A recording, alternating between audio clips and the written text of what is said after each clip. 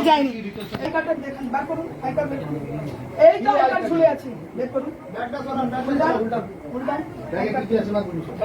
দেখুন পত্রগুলো আছে, দেখান দেখান কি কি উনি ক্যারি করে বেড়াচ্ছেন সেগুলো দেখুন।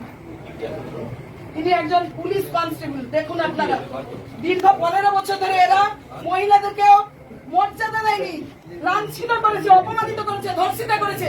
সে পর্যন্ত এই জিনিসটা এদের মধ্যে থেকে এখনো পর্যন্ত যায়নি। দীর্ঘ 15 বছর পরেও এরা, সরকার পরিবর্তন হয়েছে, তাও এদের মন থেকে সেই কুরুচি, সেই কুমন্তব্য সেইটা যায়নি। একটা ছোট্ট বাচ্চা মেয়ে, সে ক্লাস মানে কলেজে পড়ে, স্কুল থেকে কলেজ থেকে ফিরছে, কম্পিউটার শিখে ফিরছে, রাস্তার মাঝখানে তার শ্লীলতা হানি করছে। এরাই নাকি পুলিশের রক্ষক, মানুষের রক্ষক। ইনারা ভূমিকা পালন করছেন রক্ষকের, না হয়ে ভক্ষকের ভূমিকা পালন করছেন। একটা ছোট্ট মেয়েকে আপনার লজ্জা করে না?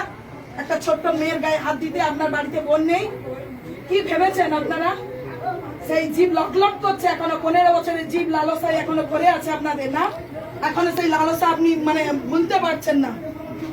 পুলিশ জাতির কলঙ্ক, কলঙ্ক আপনি, একদম কলঙ্ক। এর যথাযোগ্য শাস্তি যাতে পায় সেটা দেখবেন। যতদূর পর্যন্ত যেতে হয় আমি যাব, আমি এর হয়ে আমি লড়বো।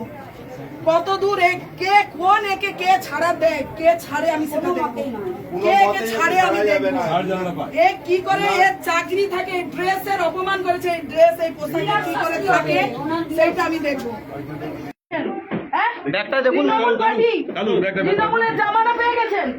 হ্যাঁ, ওই মেয়েটা আপনার কার বয়সী? আপনার বোনের বয়সী না? কি করে আপনি মুখ দেখাচ্ছেন? আমার তো ইচ্ছা করছে গলায় দড়ি দিয়ে ঝুলি দেই আপনাকে। আমারও বাড়িতে মেয়ে আছে, কি ভেবেছেন? হ্যাঁ, মেয়েদেরকে কি ভেবেছেন? ভোগ্যবস্তু? হ্যাঁ, ভোগ্যবস্তু। মেয়েরা পড়াশোনা করবে না, রাস্তায় যাবে না, মমতা দিদি 8টার পরে বাড়ি থেকে বেরোবে না? হ্যাঁ, কি ভেবেছেন? হ্যাঁ, কি কি হচ্ছে? আপনি কি করেছেন? কি করেছেন? কি ভেবে করেছেন? কি ভেবে করেছেন? হ্যাঁ, আরে কি দিদি কি বলছেন? দিদির মর্যাদা ওই মুখে আপনার মানায়? দিদির মর্যাদা আপনি বোঝেন? বোনের মর্যাদা বোঝেন? হ্যাঁ, কি ভেবেছেন আপনি? কি ভেবেছেন?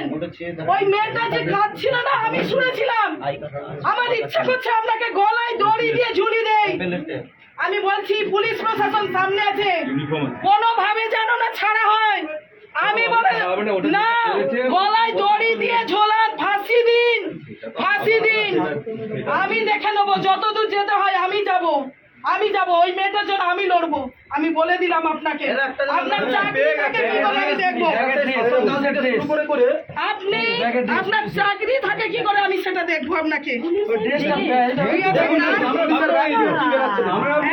বাপরে, আরে দাদা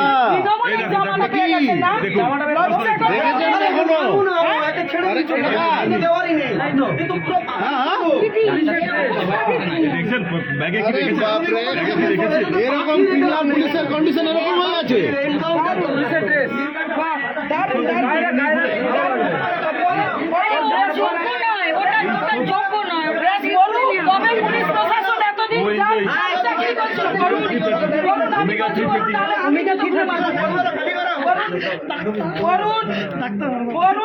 আমি জুতো ফেলে মারবো।